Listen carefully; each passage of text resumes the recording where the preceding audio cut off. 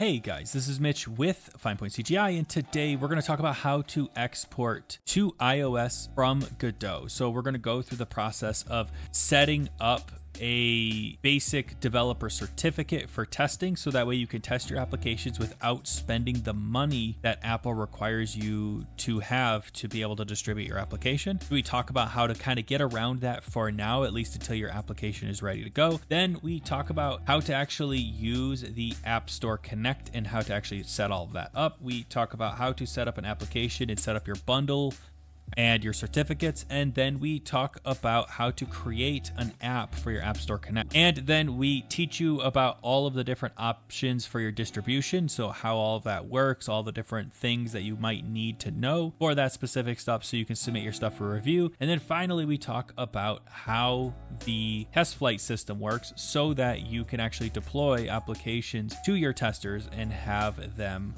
give feedback to you as the developer. So that's what I have in store for you guys today. Let's go ahead and get started. All right, so the first thing that we need to do is we need to install Xcode. So what we're going to do is we're going to jump out to the App Store, and something that you should also be aware of is you will need a developer account to be able to upload it to the Apple Store. Now, this method will show you how to export out to a iOS device, but not necessarily how to upload it to the store. And the reason why is because the Apple Store is kind of painful to work with. So I'm just going to show you guys how to actually export out to the device, get it testing, get it working. And I will also show you guys how to do the dev cert from the Apple developer side. So after you've purchased the $99 a year license, which I'm not a huge fan that it's $99 a year, but it's just part of being a part of the Apple ecosystem. So what we'll do is we'll hit Control Space App Store like so, and it's going to go ahead and open up our App Store. Now, when we get up here, we'll just go to our search right here and we will search for Xcode. And think of Xcode as kind of like your way to cross compile your code into something that the iOS devices understand. So then we're going to click this little cloud icon right here, and that's going to go ahead and download it. Or if you have the get icon, go ahead, and that'd be like this guy right here. Go ahead and click on that right there. And what that's going to do is that's going to download it right to your machine. Now, this is going to take a long time. Xcode is a humongous application, so just be aware of that. So I'm going to let this run through. It's going to take a long time because I am actually traveling right now. So I am on hotel internet, so I will be right back. Now that we have it downloaded, all we need to do is go ahead and click open. Now you'll see you're going to have this Xcode and Apple SDK agreement, so we're going to go ahead and click agree, and we'll go ahead and put in our password. Now, the best part about this is that we can choose which kind of platforms we want to support. I'm going to support the iOS right here. So we'll select that, and then we'll go ahead and click download and install. So now this is going to go ahead and download a bunch of stuff and install a bunch of system components for us. And we can actually get into Godot here. So I'm going to hit Control Space. I'm going to type Godot, and that will open up Godot here. Now you'll see I have a couple of projects here. So I'm just going to go ahead and hit Create iOS Tutorial. And we'll go ahead and click Create and Edit. Now you'll see Xcode is wanting me to relaunch, so I'll go ahead and relaunch it.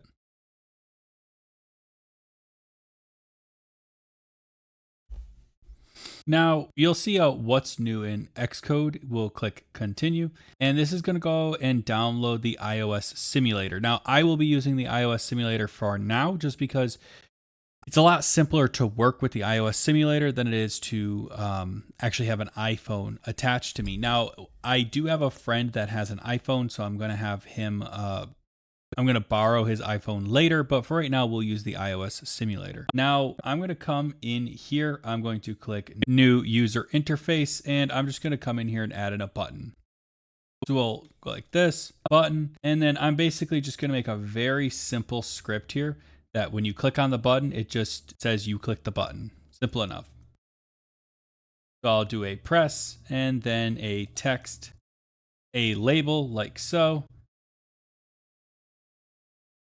And then I will click on my control node, right click, attach a script. I'll just call it control.gd. That's fine. Click on my button node, on button down.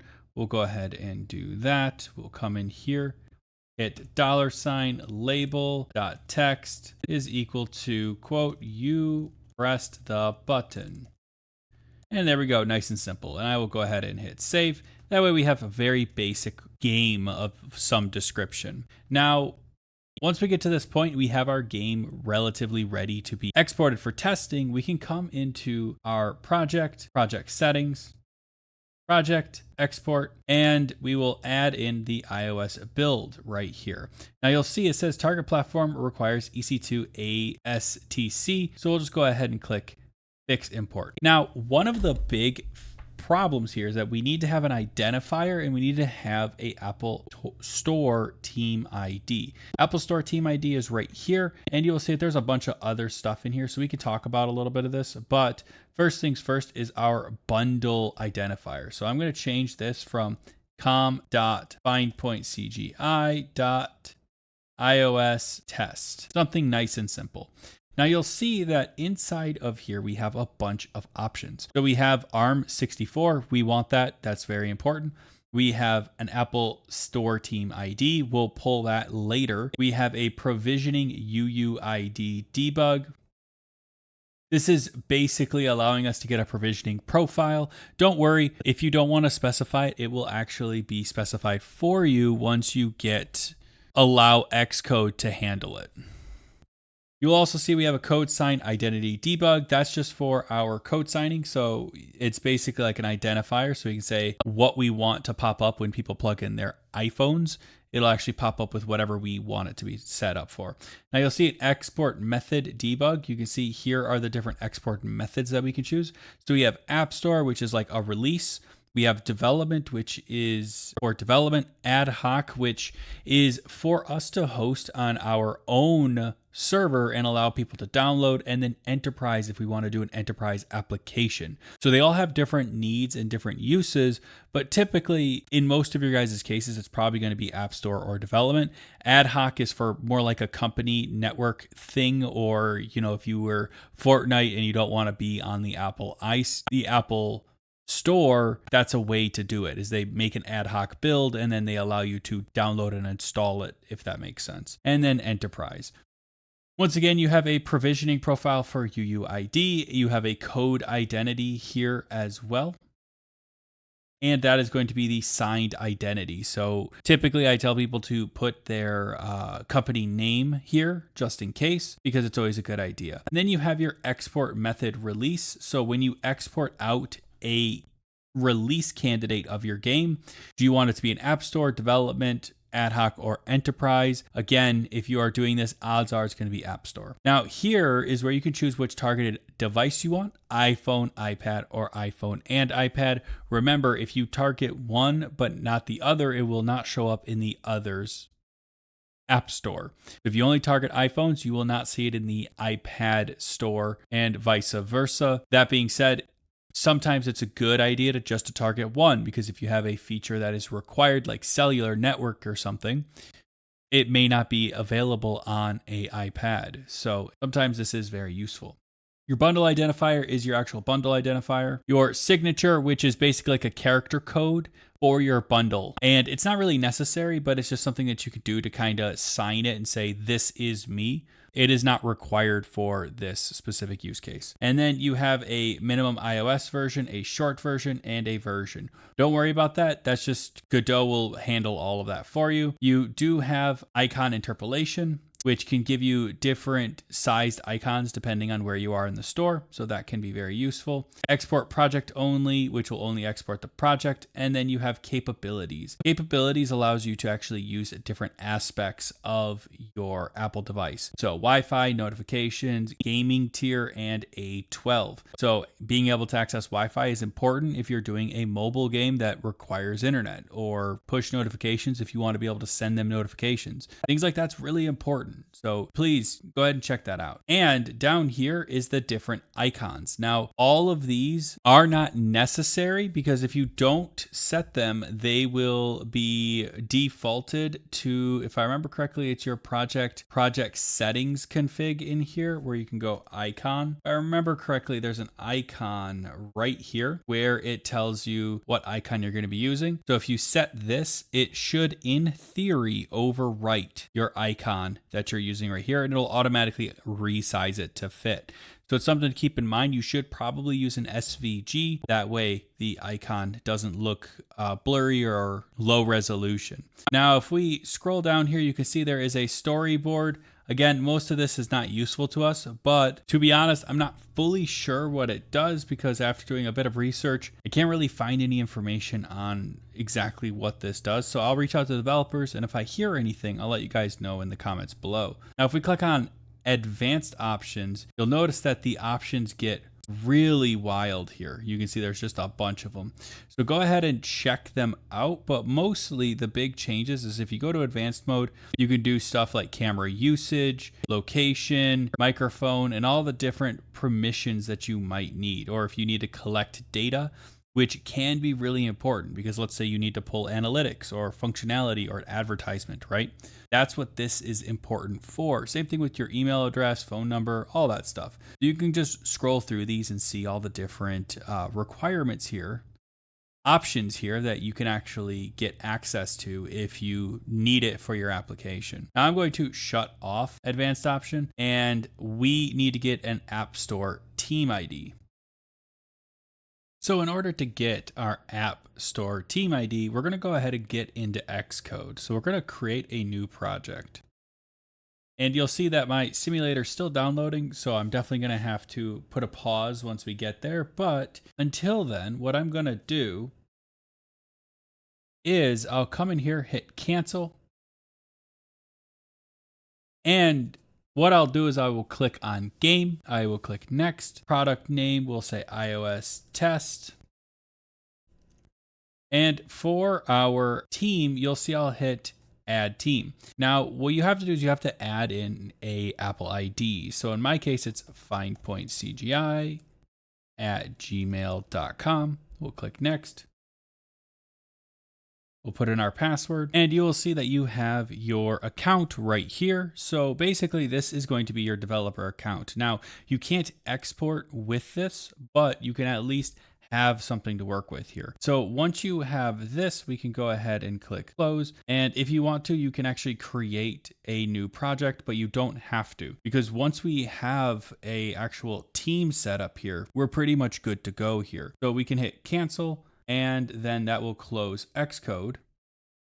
And you'll see that if we ever want to get back to that, we can just click settings, and then that will come up here. So if we go to Xcode settings, that will bring this guy back up, and it'll have all of your information right there. Now, in order for us to get our ID, we need to go ahead and go into our keychain. So our command space keychain access like that. And it's going to say manage your passwords in the new password app. I'm not going to do that. I'm just going to go open keychain access, and I will hit the little fingerprint icon authenticator here. And then I'm going to go ahead and click on login, and you'll see that we have a bunch of keychains here. Okay. And basically what these are used is they're used for authentication. So basically you can use this to automatically authenticate. Now in my case, I'm going to grab my developer certificate. So you can see that's this guy right here. This is basically how we sign our builds and make our builds usable on an iOS device. So what we'll do is we'll double click on this guy, and you'll see there'll be an organizational unit right here. So I'm going to Command C that guy right there. And then I'm going to go ahead and open up Godot. I will paste, and we will export our project. Go click export, and you'll see that we have our iOS tutorial here. Now we can't export our IPA file in the same folder as our actual project because that's going to cause some issues. So I'm going to go peel up. I'm going to right click, new folder, iOS export tutorial export. I guess it's not the best name in the world, but it will work. We'll hit OK, and then I'm going to click save, and that's going to go and save this out and be good to go. So this is going to take a minute and you will see, well, it looks like we got an Xcode project build failed. See editor log for details. So let's go and take a look at that. We'll click on output.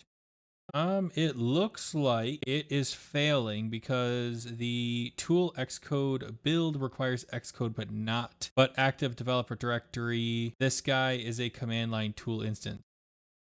So it looks like we have a small issue here. So what we can do to possibly mitigate this issue is let's open up a terminal and let's do sudo xcode -select -s/ applications, Xcode app, contents, and then developer, I think. And then we'll put in our password and let's see if that works. So I'm going to try to do this export project, and let's try this one. Let's see what it does.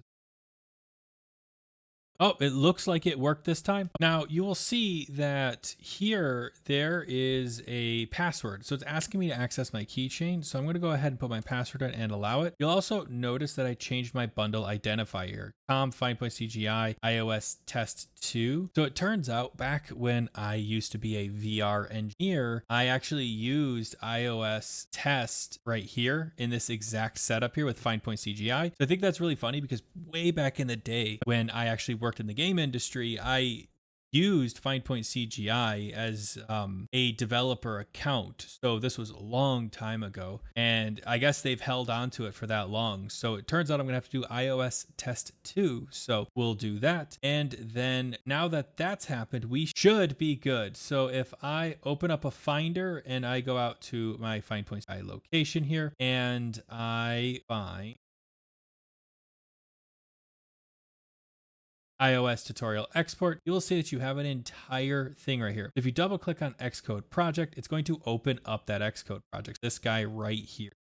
And you'll see that this is your Xcode project. So now it's going to actually build out your Xcode project. And this is how you can actually test it with your iOS device. So if we just hit play, you'll see that it should start figuring itself out and building it as an Xcode project. Now you'll see that it's going to pop up an iPhone, so hopefully it will work. And you'll see it's going to boot up Godot. If we rotate it like this, it's going to take a while because the simulator is actually really, really terrible. So I'll show you guys how to export it out to your actual device as soon as my friend lets me grab his device. All right, well, it looks like we got an error here, which is your GPU, Apple iOS Simulator GPU, does not contain the following features which are required to use Vulkan-based renderers in Godot. So that basically means we're going to need to have a device. So I will be right back. I'm going to go pull my friend's device. I'll show you guys how to set up his device, and we'll go from there. All right, so now that I have my iPad here connected, which, by the way, my friend's computer didn't actually work. His iPhone is too old for my Mac to actually see it anymore. So I actually had to go out and purchase an iPad. So I want to take a moment to just say thank you to the people that do support me on my Patreon or, my channel members, or send me super chats and things like that, because without you guys, I wouldn't be able to afford these things. I purchased this specifically for this tutorial. So really appreciate you guys being there for me and helping me get these objects.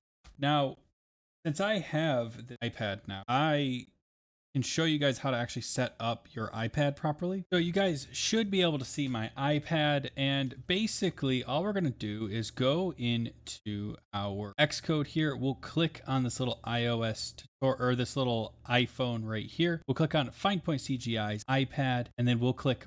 It should try to detect it. So you'll see it's going to go ahead and attach to our iPad here.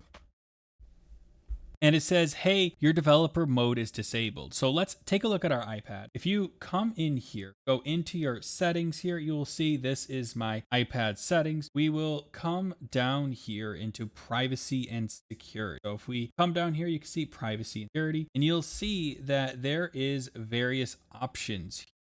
So we need to enable developer mode. So if we scroll down here, there's a developer mode, and we'll turn that on. Now it's going to require us to reboot. So let me stop my screen recording really quick, and then let me reboot. Now, you can't see this just because it doesn't let me show this. It just says ready to enable developer mode. When developer mode is turned on, your device security is reduced. Don't worry about that. Just swipe up to continue and then click on enable. Now, we'll go ahead and put in our passcode so that it can enable developer mode.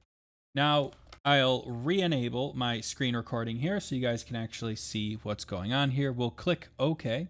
And now you'll see that I'm going to hit play and it should prepare my iPad to connect. Which, if you can afford one device, I would say the iPad is probably your better choice out of the two. And the reason why I would choose the iPad mini over top of a regular iPad or something like that is because it gives you kind of like that halfway point for the screen size and screen real estate. So something that I've noticed is since it's kind of halfway between an iPhone and an iPad like Max or a larger one, you kind of can build your UI and have a good medium build. Now it's going to go ahead and build these shared symbols and copy them over to the iPad. So that way, or from the iPad to your device, that way when you're debugging, you actually know what's going on your device. So that's basically what's going on right now. And now you'll see Godot is loading. So this is going to be extremely slow. And the reason why is because Godot has a bunch of stuff that it needs to do on its first build for your IP here. I have a button. So now I can press that button. You press the button. So that's basically how you set your stuff up so that way you have a non-company certificate and you don't actually have to pay any money until you're ready for release, right? This works for a large portion of your needs to get your game up and running. Now, if you want to add advertisements and things like that, this may be a little bit more complicated, but for the most part, this will get you at least started. But now let's go ahead and talk about how we can use our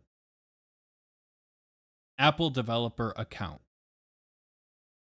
Hey guys, Editor Mitch here. So something else that I forgot to mention in here is once you have this set up and you have Xcode all done and you've installed your dev cert and you've done all the things right here inside of your Xcode, once you have that, you can just come up here, click this little button right here and fire off your device. You'll see on my iPad, it's going to go ahead and transfer it over and everything will work as expected. Now, one thing to note though, if you do this way, you will not get debugging inside of Xcode, which can be a nice thing. So it's just something to keep in mind. In Xcode, to debug, you can see here on the right, you have all of your logs and things like that right here. And you also have things like performance graphs, and you have additional things like that. But you can see that I don't get any of that. None of that actually showed up. And you'll see that there was no remote debug either. You can see my logs are not changing or anything like that. I didn't get any logs or debug stuff. If I drop a breakpoint here and I hit my button, you'll see that nothing seems to happen. So it's just something to keep in mind, but it's something that's really useful to have. Now, in order to get a dev cert, we need to actually create a developer account. Now, I have one, so I'm going to go ahead and sign into it. But if you don't, come down here and create a dev account. Zoom in, and you can see they have a create yours now. So that's basically where you can go to create. Now, I'm going to go ahead and a little bit bigger. There we go. And we'll sign in. So find.cgi at gmail.com. Then I'll go ahead and put in my password. And it will go ahead and try to authenticate. So you'll see it's going to give me a two-factor authentication. So 3900, and we will sign right in. And yes, I will trust my own MacBook as a trusted device. So you'll see here, this is the developer account location. So they have a bunch of stuff in here, but for the most part, there's not that much that we need to know to export stuff out. First things first, you'll notice that my membership has expired. That's a good thing because it's actually relatively expensive. It's going to cost you about $100 a year to have your stuff listed on the app. That's something to keep in mind. Now, I'm going to renew my membership really quick. So now that I got this all set up, let's talk about what we need to know. So if we scroll down, you'll see there's different email settings, and then there's some membership details down here, which has personal information. And if you scroll up, this is your program resources. Now, program resources is where everything really matters. The rest of it doesn't matter as much. So looking at your program resources, you have App Store Connect, which has apps, analytics, sales and trends, businesses, users, and access. So this is where people can go out to the App Store and download your application. Certificates, IDs, and profiles. This is how you actually do your development, test, and publish, distribution, stuff like that. So it's mostly just dedicated to handling provision profiles and adding devices to your account for testing. So think of it kind of like development and setting up for development. And then you have services, which if you're doing Godot, it's not super useful, but it can be useful if you're doing like Apple stuff like Apple Maps or being able to do push notifications or Xcode, stuff like that. So nothing too crazy, but that one's always useful. So let's first start with certificates, IDs, and profiles. Certificate, IDs, and profiles, again, is all of your certificates that you need for building. So if we click on certificates, you'll see here, I have 2 certificates. Both of them are blocked out just because it has personal identification information, but it's my development ID and my development certificate.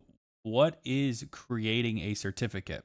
Well, if we click on this little plus icon here, you'll see that it's going to allow us to create a new certificate. Now, these certificates are used to sign your application to say, hey, this is a valid application that people can download, and it's not some fake application that some guy made to scam you, more or less. So if we head over here, you'll see you can do Apple development, which is iOS, iPad, Mac, TV, Watch, and Vision, or you can make one that's more scoped directly for like iOS development or iOS distribution. So the difference between a development and a distribution certificate is a development certificate is used for developing stuff.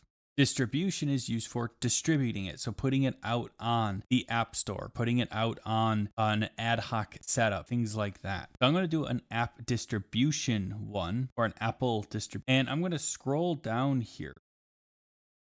And you'll see that they have different services. So all of these services are very useful. And I'm not going to go through all of them, but basically look at it like this. You can select a service and say, this is what I want this to be. Push notification. You can actually do certificate notifications. So when you want to pass notifications to people, you'll need this on, right? And that's going to allow you to do that. There's also like access to their wallet. There's website pushing, Swift pushing, which these are not really useful to us. Intermediate certificates, which are basically just not super useful, at least for me right now. So that's something to. Now I'm going to click continue, and you'll see it's going to ask you to select an app ID for the Apple push notification. And you can see if you click, these are the different apps that I've created. Now you'll notice something. We didn't create this, right? That is because we never created an actual app for our certificate. Now, if I come back here and I recreate it and I just do an Apple distribution certificate, you'll see it just says upload a signing request, right? So if you're adding in the capability to do like push notifications, you need to link it to an actual app. If you're creating an Apple distribution certificate, you need to pass in a CRF certificate to generate your actual signed cert off of. So the question is, okay, that's great. First, how do I create an app identifier? Well, that's pretty simple. If we head back here, you can click on identifiers, and then here's all of your identifiers. If we click on the plus icon, I can create a different identifier. And these are a bunch of different features that you can have. So for instance, if you have a service or a pass type or a website or an app group, right? If you wanted to have something that shared among multiple apps. So if you have a suite of applications, you could create an app group, right? And then that identifier would identify that entire group of applications. But in our case, we're just going to do an app ID. So we'll hit continue. It's going to be an app, not an app clip. And you will see that once this loads, we'll be able to fill out its information. So you'll see for description, we'll say test application for iOS. Test application for iOS tutorial. And then for our bundle, we'll say com.finepointcgi.apple test 2. And then you'll see here that we have a bunch of capabilities, and capabilities are really important because you need these capabilities to be able to function, right? So if you want to integrate the game center, or you want to integrate facial tracking, or you want to integrate HomeKit or various other things, maps, right? That's where you come in here and you tell them exactly what features you need. So you can see if you take a look at iCloud right here, you could check this and then you'd be able to access their iCloud using some kind of plugin. So that's kind of what this is for, is it's to allow you to get special stuff that you may need for your application to work. Just read through some of these and you'll be able to kind of see if some of these are useful. And then for app services, it's the exact same thing if you want access to like Music Kit, Shazam Kit, or Weather Kit. Now, most of these are probably not going to be super useful to you, but it is something to. So now we'll hit continue and it'll say confirm your Apple ID. Yep, I will confirm that. And you'll see that we've now registered that right here. And you'll see com find.cgi.appletest2, and there's my identifier. If we head down to devices, you'll see here are all of your devices. And with Apple, you only have a set number of devices that you are allowed to have. If you hit the plus icon, you can actually register your device. Now, when you come up with a device, so find point CGI, iPad, because I have an iPad, you have to find your UUID. Now, your UUID is located on your Mac itself. So I'm going to plug in my iPad here. So let me plug that guy in. And we'll run a system report. So command space system information. And you'll see here's a bunch of different information about my system. Obviously, I'm blurring out most of this. But if we head down to USB, and you'll see a USB bus, which is my USB microphone here, my Rode that I have. If I head down to my iPad, you'll see that there is a hardware UUID. And so this is your serial number right here. So that's what you're looking for. So we're going to go ahead and paste that in and then hit continue. And you'll see it should find that it's an iPad mini 6th generation, and it's going to go ahead and register it with your device. Or not. Let me see. Do I already have this guy as my device? I might already have registered this. I did. It's right here. So it looks like it already was registered. So that's basically how you register your device, even though I've already registered mine. So the reason why you want to register this as a developer device is because it allows you to push data to your iPad, if that makes sense. And it probably registered it when I went and I grabbed my developer certificate from my Mac here. And it probably already just registered it to my account.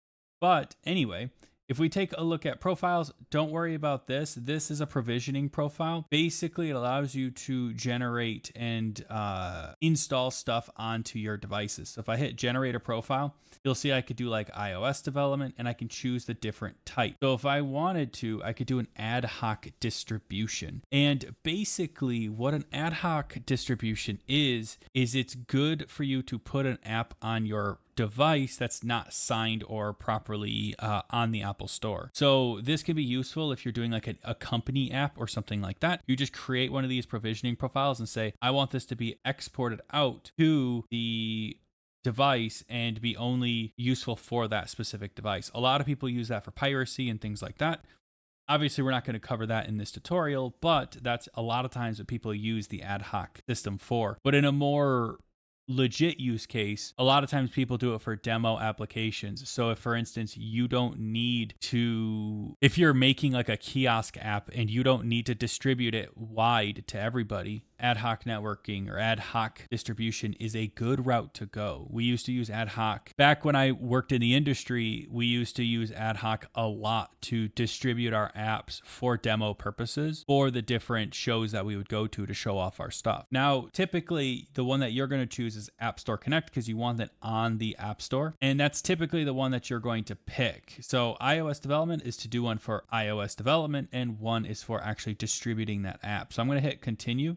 And you can see that's going to let you select an app ID. In my case, we already have one, and that is our Apple test right here. Next, no certificates are available, so let's create a certificate. Remember how we talked about creating a certificate earlier, right? Well, we need to do that. So we need to go to our Apple distribution. I'm not going to worry about a service for right now. And you'll see it's going to want us to upload a certificate signing request. So to create a certificate signing request, basically it requests from Apple to make a certificate. What we'll do is we'll open up our keychain. So we'll type keychain access like this. and it'll ask you if you want to open up the passwords app or the keychain access. Now, the way that I know how to do this is by doing keychain access. So I'm going to do keychain access. It's going to ask for my password, so I'll drop that in.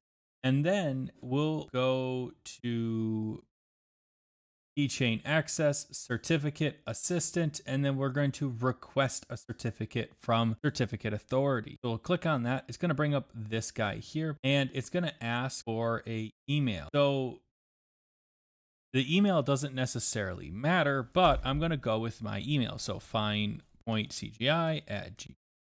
I will do common name, test cert for tutorial, and then for the CA email address, we're going to go ahead and leave that empty. Now we will choose save to disk and we'll hit continue.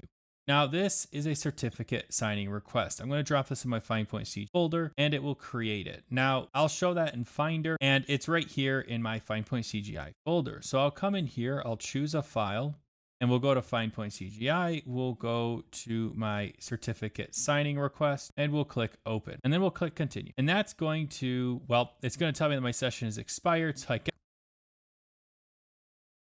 we'll select our certificate, open, and then we'll hit continue. Now you'll see it has my certificate and it has the certificate type, which is a distribution type. Now we can hit download and we'll have our distribution right here. It's a CER file. And you can see right here is the CER file. So I'm going to double click on that. It's going to add it to my keychain access. And then we should see it somewhere in here. So if we go into iCloud, we'll probably have under login, my certificates, you'll see that we have a new certificate, right? That is an Apple developer certificate that it expires November 9th. And that's this one right here. So that's my new certificate. You'll see I also have one that's November 6th. Don't worry about that. That's just me doing my own thing. But that's an Apple development. See how it says Apple development versus Apple distribution. That's the difference between the two. So a distribution certificate is for distributing your app. A development certificate is for developing your app. So if you wanted to do a development certificate, you do the exact same thing. Go into your all certificates, add a new certificate, and do an Apple development certificate. So that's something to keep in mind. Now, once you have a profile, a identifier, and a certificate, you can go to profiles and you can actually generate a profile. So we'll say Apple Store Connect. So we want to put it out to Apple Store. We'll hit continue and then we'll select an app. We'll select our test application for iOS tutorial. We'll hit continue and then we'll choose our certificate that we just generated. We'll click next and it's going to ask for you to generate a provisioning profile name. So in my case, I'm going to say test for iOS development and we'll hit generate. So now you'll see that we have this as a provisioning profile. Remember, a provisioning profile means that you can actually use this to build your app and deploy it out to the Apple Store. So we'll hit download and we'll download that provision profile right here. Now we'll double click on it and it will actually install it onto our Xcode. All right, so once we have our certificate all set up here, we should be able to configure our stuff to work here. First things first, we'll need to come into our Godot. We'll need to change this from export method release to App Store. We'll export out our project and we'll go ahead and dump that out. So that way it's going to go and build this project for deployment, right? And we'll want to make sure that our bundle identifier is actually correct, com findpoint.cgi.appletest. Now, once we have that, it's going to tell Xcode to reload our stuff and hit OK. And it should come out here and say use version on disk. That's just going to blow away anything that it could possibly have that isn't going to work for us. And then we'll come into our signing capability. So we'll click on iOS tutorial and you'll see that there's a signing capability section. So we'll click on that and you'll see that it has automatically managed signing. You'll have your team and your bundle identifier. Now this is going to be upset because it says it has a conflicting provision in the settings. So we'll see how that affects us, but it might not. So interesting enough, by the way, before I go into the next section here, I just shut off automatic managed, put it back on. And then I changed this to my account and then it was fine. So it looks like it then found my Apple certificate. So that's good. So hopefully this will actually solve our problem here. So now if we head out to product, scheme, and we go to edit scheme, you should see that it has a build configuration. So we're going to go and change this to release. And we'll get rid of debug executable and we'll hit close. And now in theory, this just works. So now we should be able to go to archive and we'll hit getting start or get started. And then it will say, hey, here's the iCloud or Xcode cloud. We'll hit next and we'll create a Git repo. That's fine. It's going to go through a bunch of automated stuff because it kind of needs to. Most of this is not necessary for us, but we'll let it run through it real quick. And let's see what happens if we run another archive. So archive.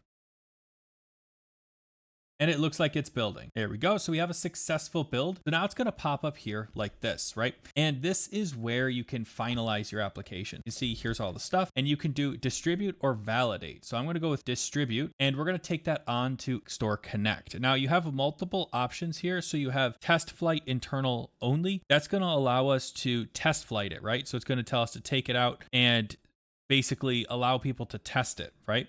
So this is for like internal testing. This is for registered device ad hoc testing, an enterprise app, which is only used for an organization, debugging, or then of course, custom. Now App Store Connect is how you actually upload your stuff for testing and releases. So we'll click App Store Connect and then we'll click distribute. So now it's going to come in here and it says, hey, here's the stuff. Here's the identifier. Are you happy with this information? Yes, I'm quite happy. It's going to go out and build it. And we have an issue. App record creation failed due to required containing attribute already in use. The app named you entered is already in use. So my guess is that I already created this one. So let's go with Apple test 3. Maybe I didn't need to create that. So that might be my fault. So let's try changing it. So you'll get that error. So what gives? Well, basically what it means is that you don't have an Apple app created. So you can see here, I actually created one. I did some testing on my backend because there were some issues here. And I was wondering why it was broken. Well, basically, it turns out that you have to create this app first, and then you can go ahead and do it. So to create an app, you just hit the plus icon, new app. Then you choose a name, you choose a language, you choose a bundle ID, and here you can pick which your actual bundle ID, which in my case, I picked Apple Test 2 because that was my bundle ID. And then you choose a SKU. Now, a SKU is a random numbers, letters, words, or whatever you want it to be a unique SKU number that other people don't have. So it needs to be a unique number that's across the board. And then you have limited access and full access. Limited access basically makes your app limited access, so only people that are invited can see it, or full access where everyone can see it, more or less. And so that can be a very good way to, adjust what people are up to. And then of course you want to pick your iOS platform or Mac OS if you're doing Mac OS. Now I'm going to click cancel here and I'm just going to go into my iOS test 22. That was a random information that I threw in there, but it is something that we have. Now, once we have this, once we actually have our stuff going, what we can do is we can head out to Xcode here, and then we can basically go product, archive, and it's going to go ahead and build out our product. And once it's completed, then we can hit distribute, App Store Connect, and distribute. Now we got to put in our keychain, so we'll go ahead and do that. Now you'll see that it says, yep, it's successfully uploaded. So if we go to App Store Connect, it should automatically drop us to our App Store. And then we should be able to go to Apps. And you should see iOS Test 22. Now we're going to need to mess around with this a little bit. And we head over to Test Flight. You'll see right here, version 1.0 build is currently processing on their server. So that means that we successfully uploaded it. So now, once we have this uploaded, what can we do with it? Well, first we can go to distribution and set up our stuff. So here's where you would put different screenshots of your application and things like that. I don't have any actual, screenshots of my application because it's such a simple application, but here's where you would put that. You could put your promotional text. So you could say like, this is my promotional text. Description, here is a good description. Keywords, test, app, clicker, right? Support URL, you do need a support URL because support URLs are important. So we'll just say findpointcgi.com/help. And you'll probably need to drop in a www, so http://www.findpointcgi.help or /help, which doesn't technically exist, but it's all right. For copyright, just say findpointcgi 2024.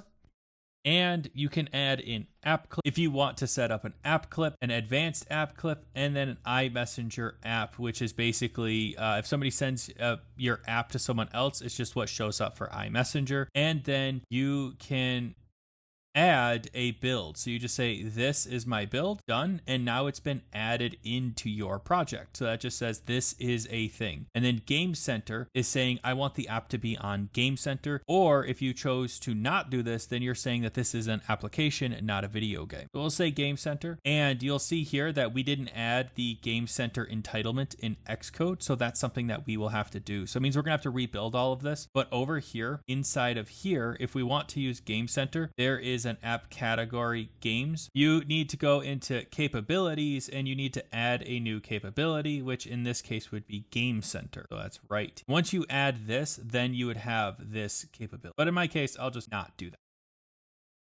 App review information. This is important because this is how they contact you. So basically, when you have an app, you need to provide it to them and they're going to open up your application and verify that it's a good tool and not something that's broken or doesn't work on their platform. So if you have a sign-in that's required for them to use it, it's right here. You just give them a username and password to sign in. So if you have a test user for them to use, that's what this is for. And this contact information is your contact information. You need to fill that out so that they can contact you and tell you if you're approved or denied and ask up any follow-up questions or anything like that.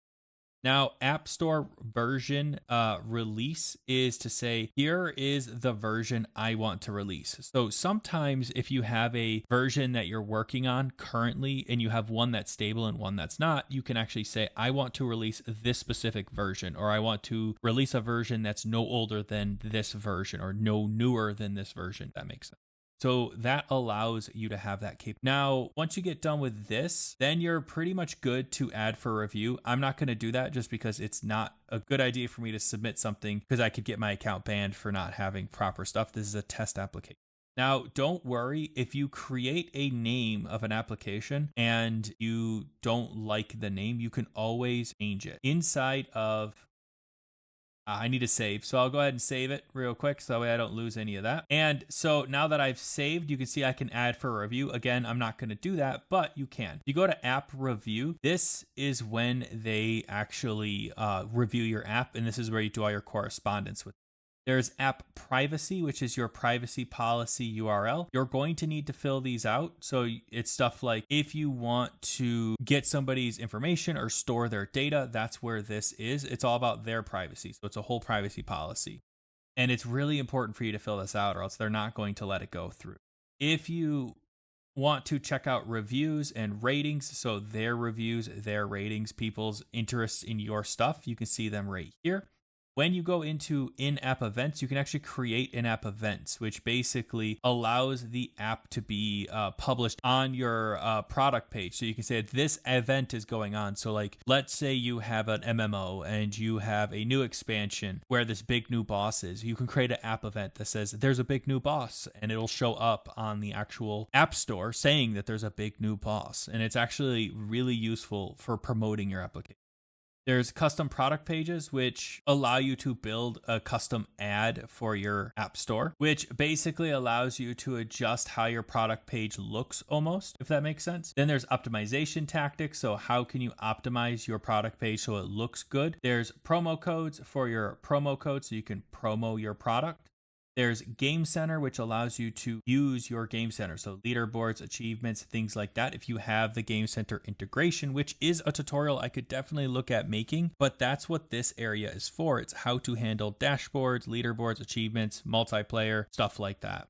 And then there's pricing and availability. So you can actually add a price and you can say that this app is going to cost $500, right? So you can actually come up with, I think $100, or does it actually go up to, it goes up pretty high. You can pretty much make it almost however much money you want. So if anybody wants to buy this app from me for $1,000, they're more than welcome. But you can see it'll tell you the different prices in the different regions that it's going to cost. And then you could just confirm. And then that's how much that application is going to cost. So you'll see that that's the current price of the app when we set up the stuff. And then availability means where you want it to be available. So you can choose different availability. So if we just say, yep, it's going to be available to everybody. So anybody can download it. You can see available on release, everyone.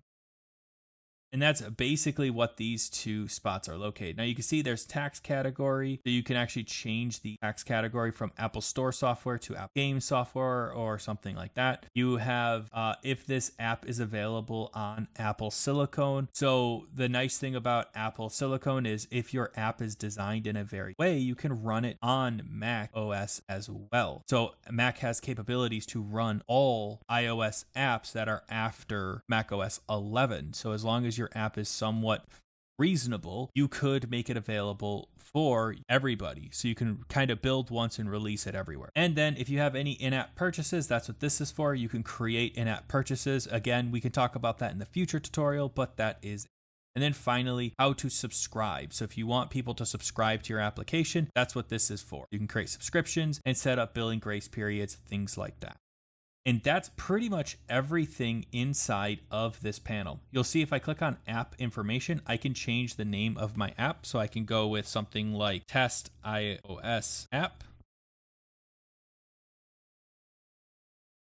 And then I can hit save. And you'll see that it's going to be mad because the name you entered is already being used. So we'll have to just put something like 123. That way nobody else can take it. In Apple, you can't use the same name as somebody else. In Google, you can, and it's not really going to affect you as much. But in Apple, they kind of force you to have different names for everything.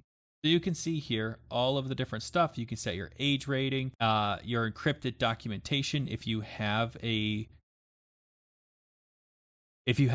encrypted algorithms or anything like that, that's not a standard algorithm. So, if you're doing something like TLS, you don't need to, but if you have a custom algorithm, you will need to upload it here so that they know. And then, of course, you have all of your production servers, regulations, permits, things like that. Now, one thing that's nice is if you go to app information, you can click view on App Store and you will see it's going to connect. I'm going to open up my app store and hopefully it will show up. The app is not available. Well, so it doesn't quite work exactly what I was hoping for. But my assumption is probably because it is not fully ready yet. But that is where if you click on this, you should be able to view it on the app store when it's been deployed. So it's really useful for, seeing your app on the app store and being able to promote it with some kind of. Now over to Test Flight. Test Flight's really cool because Test Flight lets you look and see what you have. So you can see there's crashes, screenshots, testers. So if something breaks, people can push feedback back to you. If the app crashes, you'll have crash logs right here in their feedback. And then, of course, you have your Now, if you click internal testing plus, let's just say test, you can actually build a test group and have people test it. So if you have multiple people, you could just come in here and just start adding people. Now, in my case, I only have one, which is me. I will click add. So I'm going to add myself. And you'll see I've been invited to be a tester. Now, you can see here with my FinePoint email address, which I really never check. I probably should. If I click view in Test Flight, this is what that email looks like. So you can see that I can accept this invitation. But I need to get Test Flight from the App Store. So we'll go ahead and we'll come into my App Store here and we'll grab Test Flight.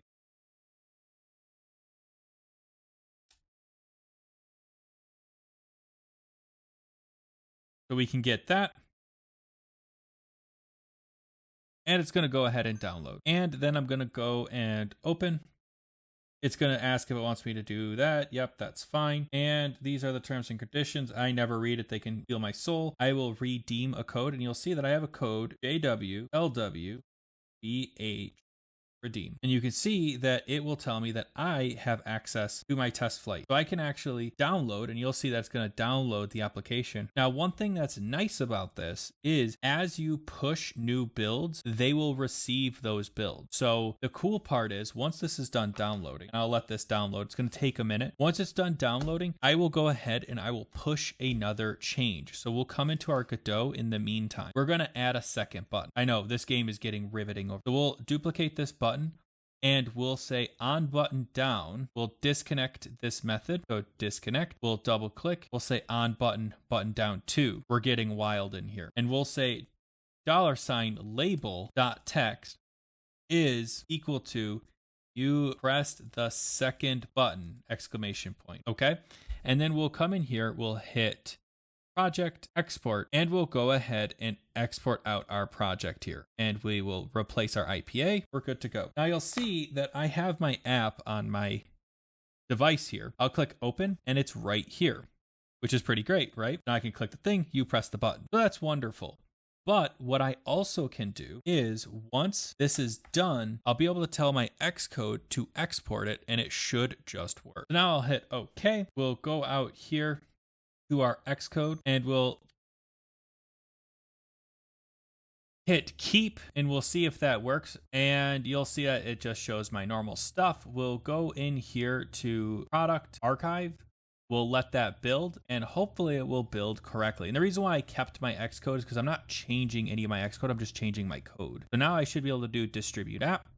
And you'll see it says version 1.0, so that's going to cause a problem. See how it says 1.0? It needs to be a newer version or else it's not going to work. So let's go back to Godot and let's make a quick change. So inside of here, there is a version. And right here, I'm going to say 1.0.1 and 1.0.1. And then we'll re-export our project. And there we go. I'm going to let that export real quick, and I will be right back. And then we'll hit OK. Well, it looks like my Xcode decided to crash. So I'm going to click on Xcode, and I'm going to reopen up my iOS tutorial. So it looks like for some reason something broke here, but that's okay. So we'll click on that. We'll click on iOS tutorial. We'll make sure, see how it says version 1.01. So that's good. That's what we want. Signing capabilities. I'll take off automatic manage signing. I'll enable it, and then I'll change my team to team, and it just works. So I'm not sure why there's a disconnect there, but that's okay.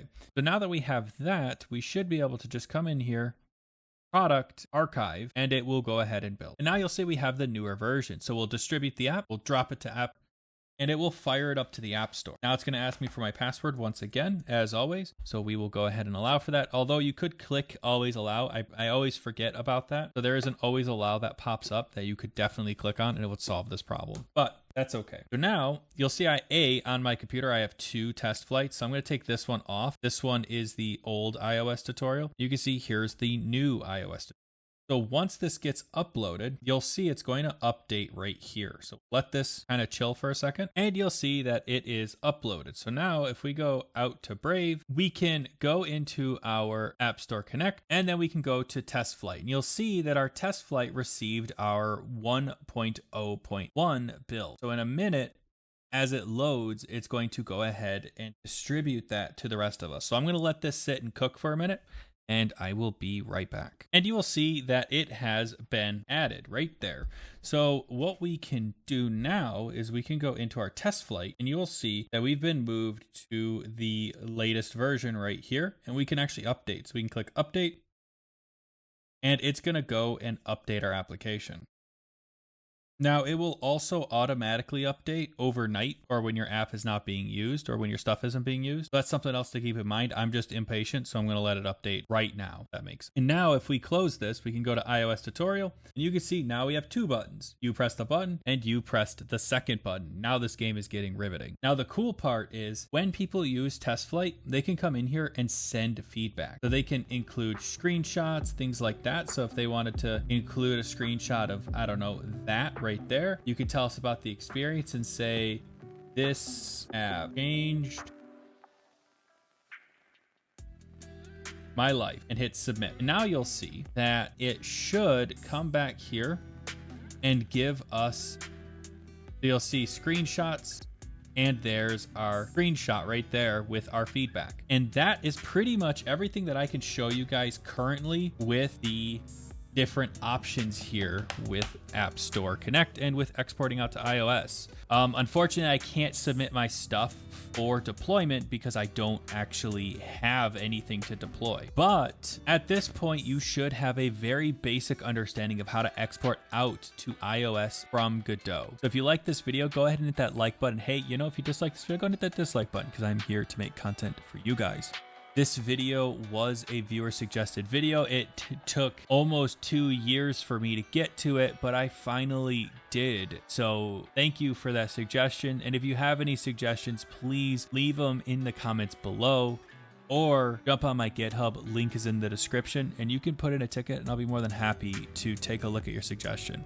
I get a lot of them and some of them take a while to get to, especially this one because I needed a MacBook and I need a tablet and I needed a $100 license, and it was a whole mess just to get this to even get started. But good news is now that I have it, I'm able to do more iOS related stuff. So look forward to that.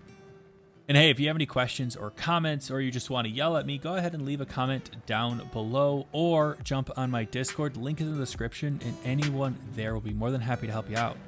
But that is all I have for you guys today. So thank you so much again for watching, and I will see you all next time.